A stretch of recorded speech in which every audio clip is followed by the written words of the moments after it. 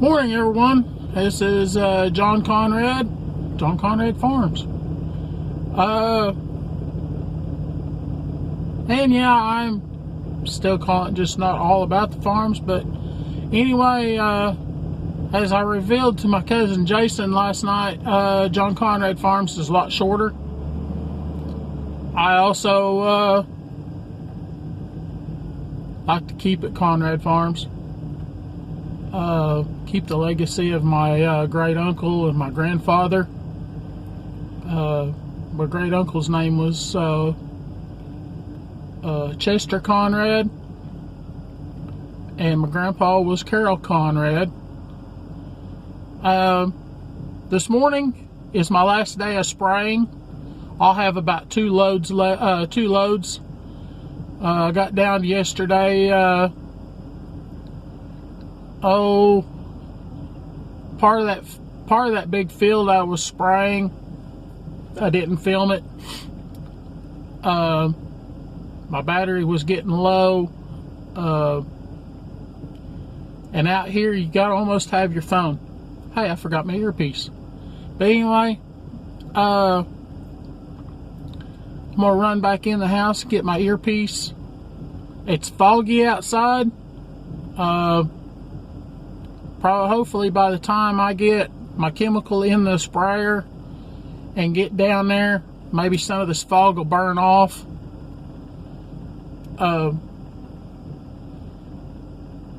Supposed to have some weather change coming in. They're giving, I think, 20% chance of rain tonight.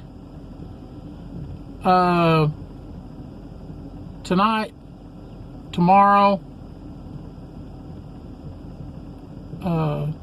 I think it's about 20% chance of rain tomorrow. When they give 20% chance of rain down here, since we're down in a valley, Tahlequah's actually up higher than what Scraper and the river basin is. Little Kansas is up higher, so we're down here in a valley. If they give rain in Tahlequah and they say 50%, it's a give or take down here. It's we may get 20% of that rain, and that rain we may hear thunder and lightning, see thunder and lightning down here, but it might go around us. That's the same way up at Little Kansas. When you may hear the thunder and lightning, may get a few raindrops, nothing. So down here we have to really watch the weather really close. Monday, I think Monday and Tuesday they're giving about 50% 50 to 60% chance of rain. Wednesday's nothing. Thursday they're giving 80% thunderstorms. Friday they're giving partial. That's for next week. So today they're just this morning I was looking on the computer and they was giving fog advisory, dense fog advisory. And when I looked out, when the sun finally come up, or whenever it got light enough outside to see, yeah, we got the dense fog advisory. I'll see if I can flip my pause this and flip my phone around. All being foggy.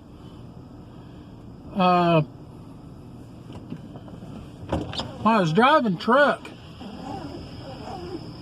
I always heard the truck driver say, "You know it's foggy whenever you gotta run your windshield wipers."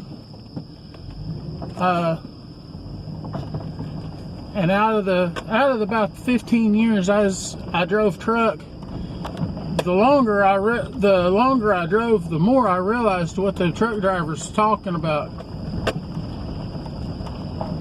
Because you don't ever pay any attention to it when you're down here on the farm or anything like that. You just see it's foggy and you go on. But when you're driving down the road and it's foggy and you got to run your windshield wipers because of the mist on the windshield, that's foggy.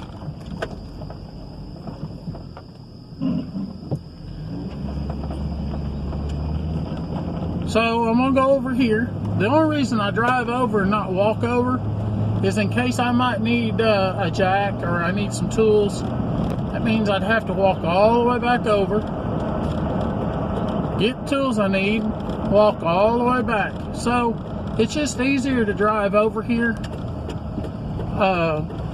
And as you've seen the sign that said Buckford Floats, it's no longer in business.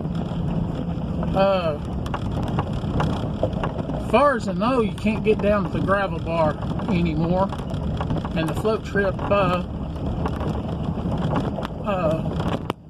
my cousin, he just kind of lost interest. And here's them darn cows. Anyway, the house that you just seen was my grandfather's old place. My cousin rents it out now.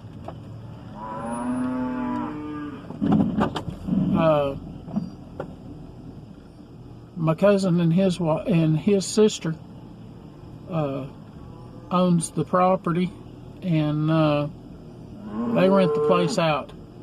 So anyway, I'm gonna get off here so you guys don't have to listen to cows bawl a lot, and I'll get on the tractor and see if you guys can see anything while I'm spraying. Talk to you later. Well, I'm on this loud tractor. Somehow or another, I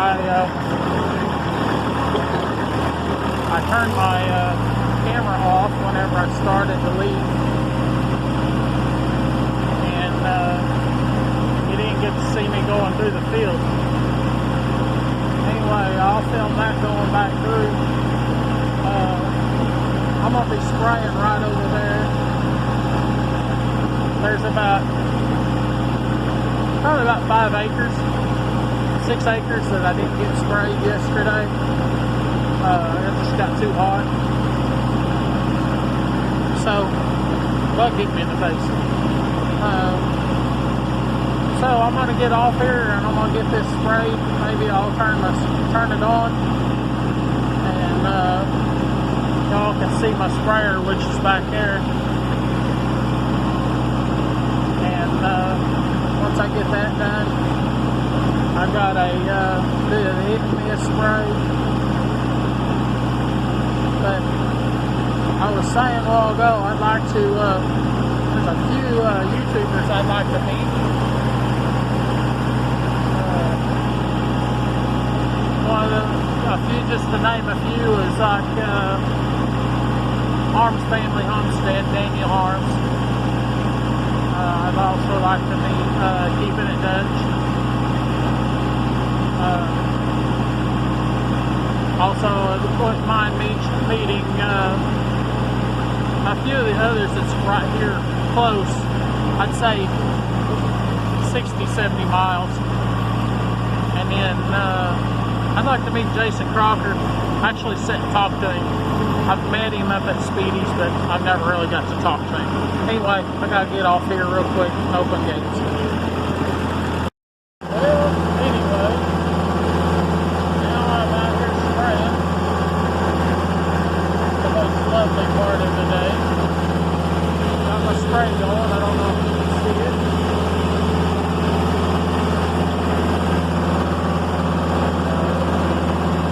Spraying this little section right here. About 10 acres is what it is. People in my house are probably wondering what the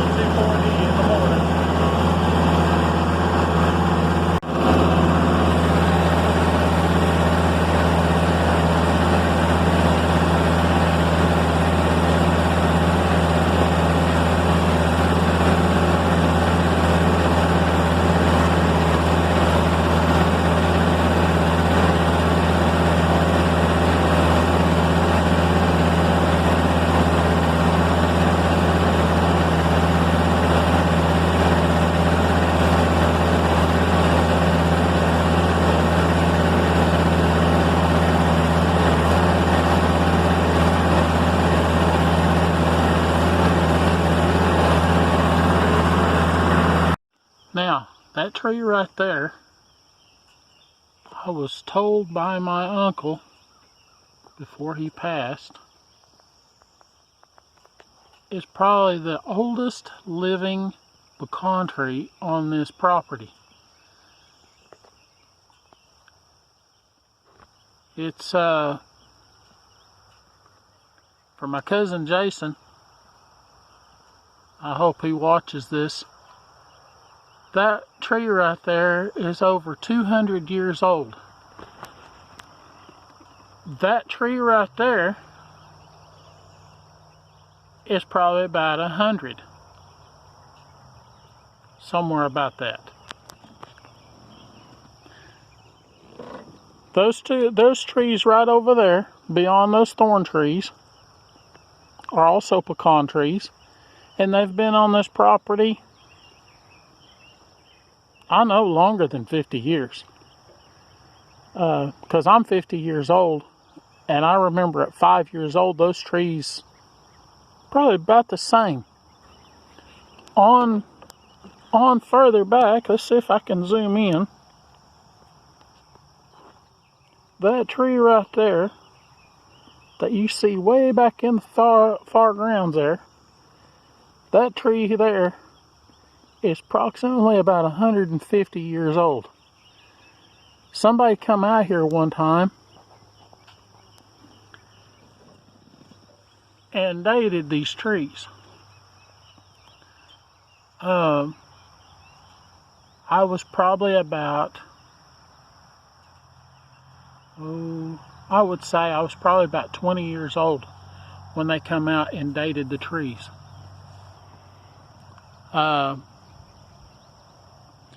That tree right there is a paper shell pecan. It puts on a great big pecan. That one there is a native pecan. And as long as I can remember, that tree's always produced pecans. My aunt over at her house has 4 pecan trees that they've been there as long as I can remember. Anyway, this is I call it the back 40, or also known as the Buckford field. It's one of the fields down Buckford Lane.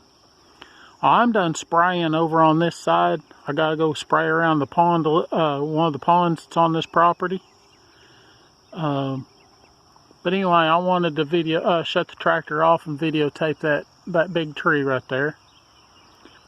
So my cousin could see in my video, and it probably doesn't do it justice.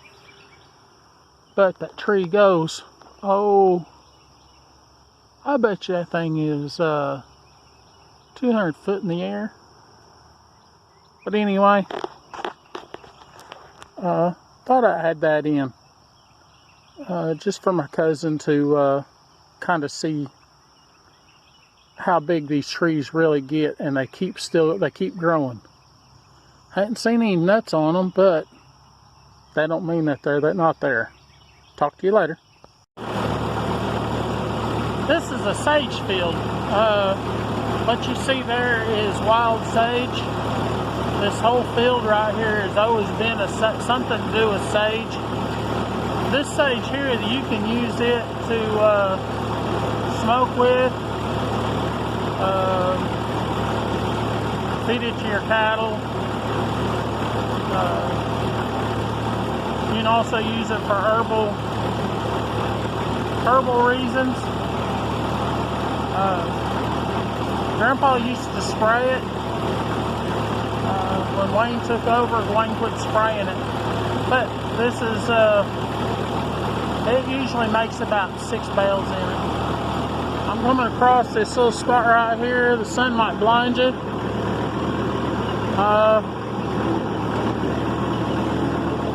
If you're ever driving down Highway 10 and see elk pretty close to the fire station, this is what the field that you're seeing those elk in. There's this field here, and beyond that tree line over there is another field, and I don't know I can't see, my screen's kind of dark, but right over through there, right over the, almost right over the top of that beam is the back of my cousin's house. But anyway, this field here usually makes anywhere between, I would say 50 to 80 round bales. But anyway, I'll show that whenever when they start cutting and I start hauling hay. You'll be sitting on the dash of my pickup most of the time. But anyway, I'm gonna cut this short and go load up again.